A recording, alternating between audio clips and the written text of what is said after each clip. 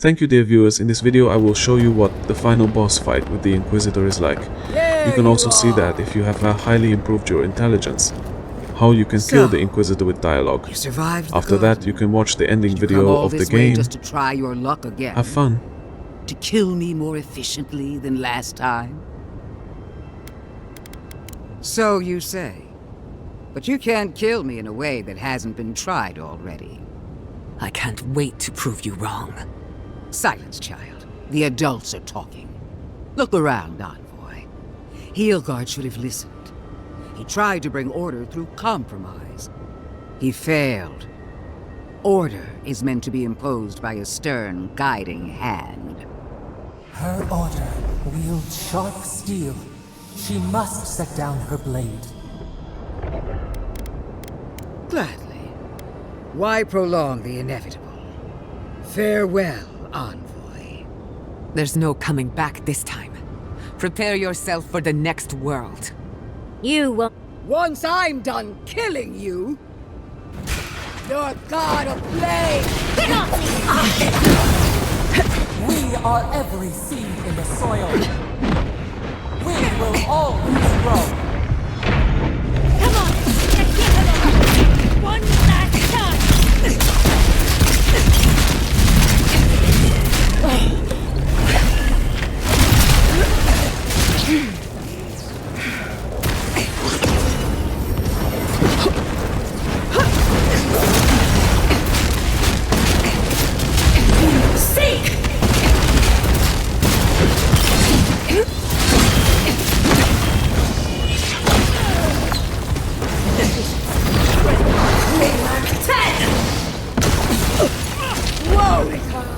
Queen among queens!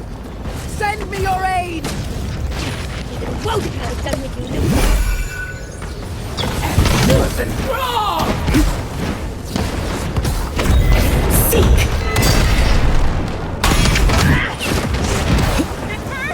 Go up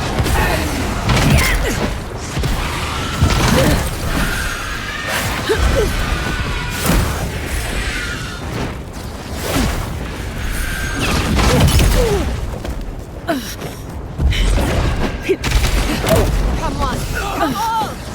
ethic worth and wrong! Go up Seek!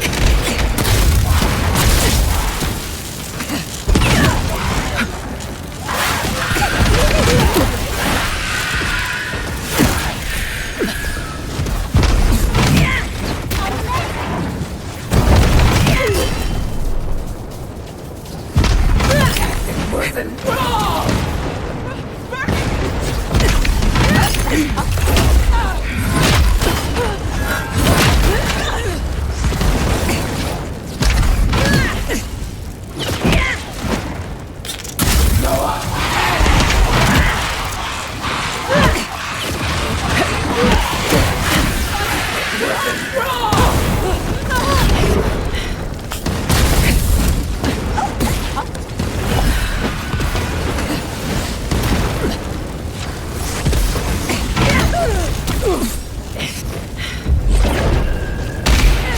Again! Monica! Help!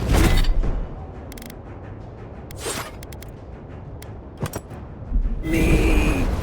One last time! Ethic worth and wrong! Go up and...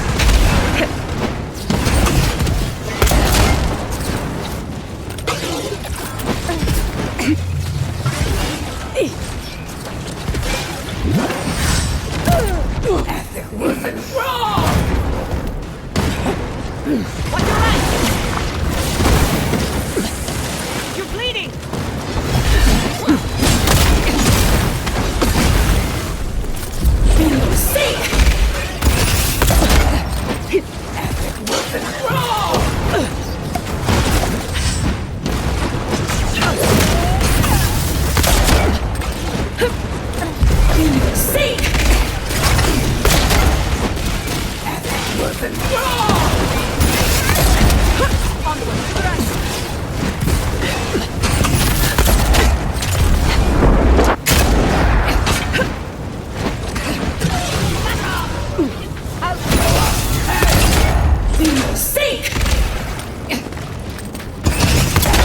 wasn't wrong!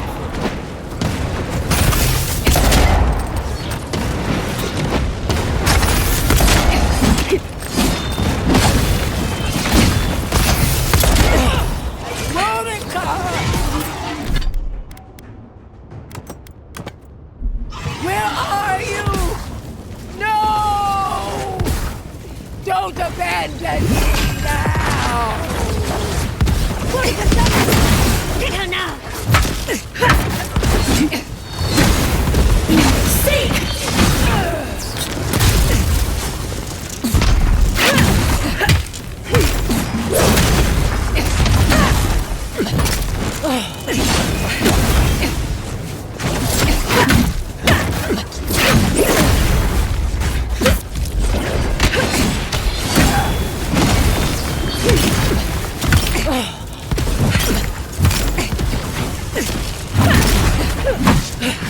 Heal yourselves! Quick!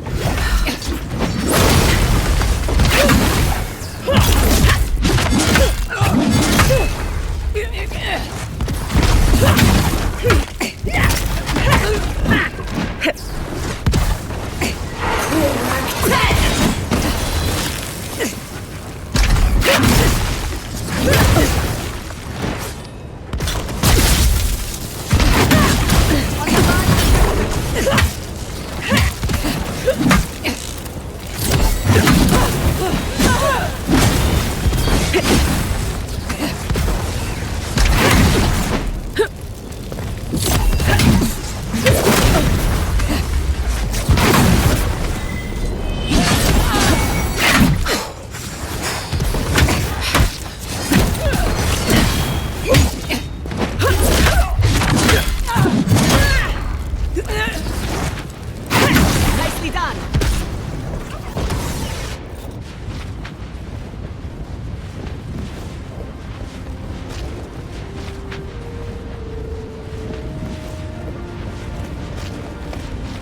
Wherever Lödwyn is now, she must be seething.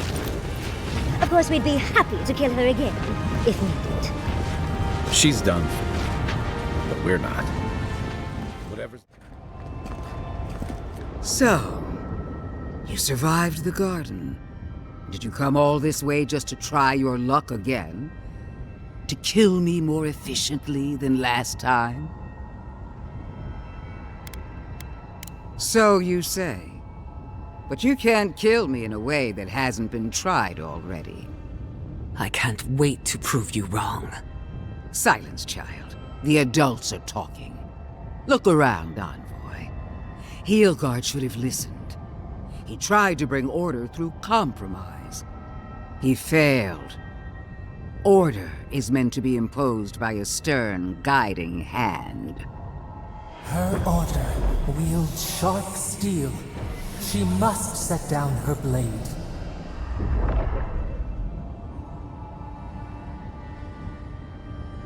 Don't insult my intelligence or my commitment to the cause. Treaties can be burned. The hands which shook over whatever deal you struck can be lopped off at the wrist. As for you, Sapadal's chains are broken, which means your soul is in their grasp. I don't know how deeply you've been compromised, Envoy. And if I don't know, then I cannot suffer you to live. That's what they want you to think. Steel yourself, Envoy. Make this a fight to remember, even in death. We would not welcome her death. There is still ample shade for her beneath our tree. You will. You must. You have no choice. Face me and die with honor, or fall to your knees and die as a coward. How you die doesn't matter, but you will die. Every vestige of Sapadal must be wiped from this earth. The burned queen demands it. We are a challenge to her authority. She is afraid of what we mean. Blasphemy. Sappadal is a clot in the heart of the world. What should they matter to the true gods of Eora? Your god will meet their end just as soon as I'm through with you. Hear me, envoy. I am the avatar of the Burned Queen, the goddess of retribution. I am her sword arm, her will in the world. And so long as I can fight, I will be her champion. But she failed to ensnare the living lands, and we are free. How long until Boudica finds a new avatar? I've done all that I could. She sees that. She must. It isn't my fault. Whenever you could, you stood in my way. I believed we were alike, envoy. That when the time came for you to prove your loyalty, you would choose Adir. I believed the dream of our future, of our resurgent empire, would move you as it does me. And if that failed, I believed the Burn Queen would stop you. Yet here you stand before me, my enemy, unopposed by the gods. Why? The worm of doubt gnaws at her soul. Where was Boudica when she needed her most? Where is she now?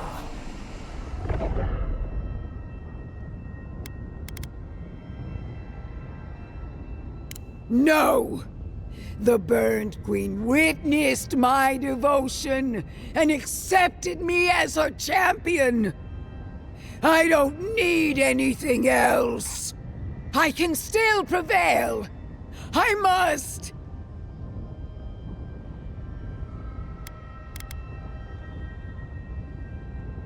I feel her fire in me. I know I do. Do you? Boudica, my lady! Where are you? No answer.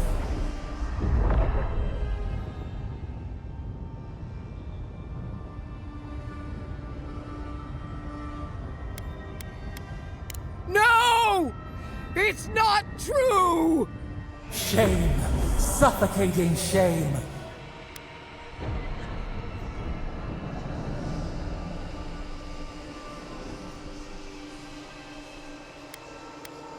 Stop! I can't! No! No! No! Forgive me! Boudica!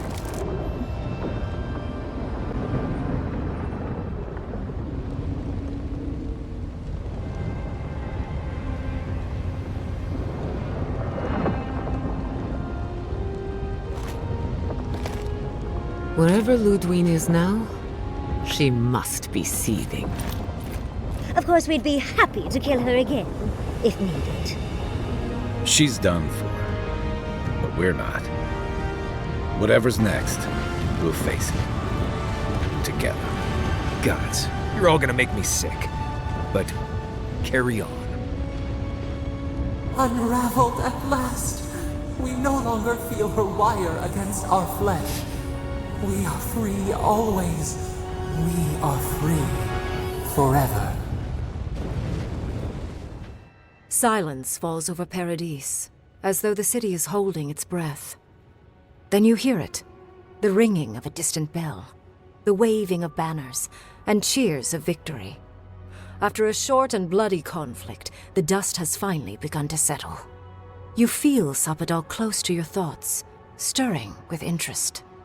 The god of the living lands is observing this moment, unfettered by confusion or fear. For the first time in centuries, they understand. The Paradise militia rallies to you, the outsider who defended them in their hour of need. Whatever happens next, you have won their confidence.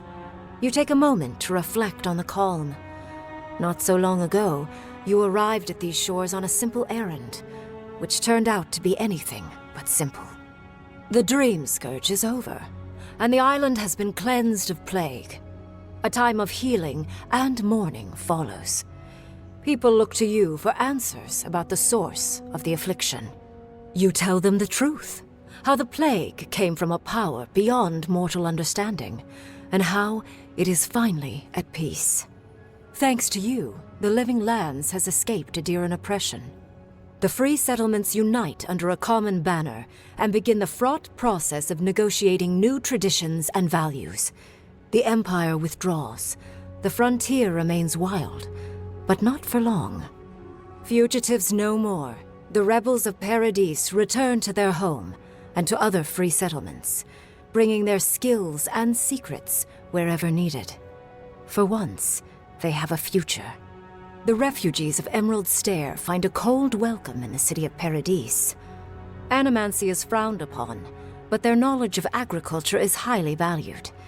The first bountiful harvest improves relations. The ashes of Fior Messiverno continue to smolder. Scavengers avoid the ruins, fearful of spirits unleashed by animancy gone awry. The once promising city is nothing but a cautionary tale. For the people of Shatterscarp, independence is bittersweet. Those who cannot withstand the grief inflicted by Ringgrim's spell leave the settlements, vanishing into the wilderness. Those who remain find themselves forced to cooperate with others, often begrudgingly. With so many dead, the need to stave off hunger outweighs any distaste for certain trading partners. Solace Keep clings to its long-held isolation at first. But after mourning her friend Kostya, Mihala reluctantly deigns to open the doors of the fortress. Some dwarves greet newcomers with glee. Others still mutter darkly about outsiders.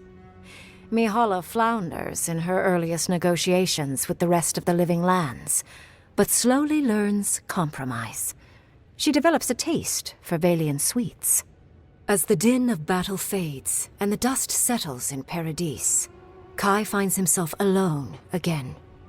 He longs to enjoy the camaraderie that follows a skirmish, but something is missing. The songs ring hollow in his chest, and the drink lands dry in his throat.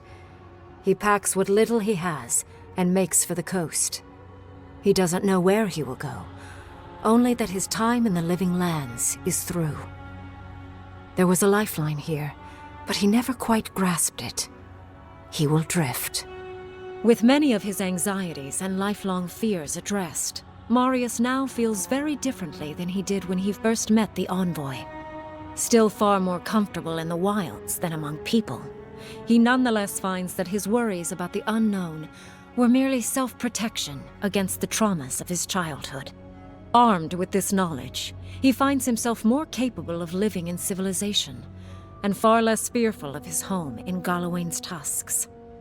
While he never regains his former place as a warden of Solace, he spends his time traveling between Solace and Thirdborn, acting as a stubborn ambassador between the two. Giada continues to improve as an animancer. She dedicates her work to the spiritual health of the Living Lands, nurturing instead of exploiting. Others follow her example, seeking her tutelage from lands far and wide. In the years to come, rumors spread of a secret society gathering in the wilderness, where animancers work in harmony with nature. The dream of Fior Messiverno lives on in her. In a past life, Yatsley was given a task: protect the history and knowledge of the godless. Now, many lifetimes later, she continues upholding that oath. She moves into the library in the garden, spending her days poring over the clay tablets there. But not even the letters from, and rare visit to, her lover help ease the loneliness that fills her days. Freed from torment for the first time in centuries, Sopadal turns their prodigious curiosity to the people that shaped them. They observe the ways their people live, and they think deeply about what they see. Though they flinch away from moments of violence, and they grieve souls returned to them too soon, the rage that once shook cities to rubble no longer rules them. Instead, They come to you with questions. They want to understand. After a time, they begin, tentatively, to garden. Where they can, they improve the lives of Kith, and the suffering that troubled them is reduced, if never fully eradicated. Their grief compels them to love, and they love unreservedly, with the power of a god. Sopadal pours a fragment of their power into the statue they claimed from the temple of Aethys. Newly embodied, they roam the living lands and learn to experience the world as Kith do. Their first attempts at locomotion are clumsy, and a stand of innocent trees is violently returned to the wheel. But as their confidence grows, so does their grace. Soon, they are bounding across the plains of eastern Dawnshore, leaping the river gorge in Emerald Stair, scaling the shark's teeth of Shatterscarp, and fearlessly wading into the Tusk's acid sea. When they break, they come to you to put them back together. And in time, they learn to fix themselves. They wander far afield. You see less of them, but they are never far from your thoughts. And on the rare occasion they return, they always bring you something beautiful and strange. The sounds of celebration pull you out of reverie. Many are waiting to greet you with open arms. You take a moment to catch your breath and savor it, because everything is about to change.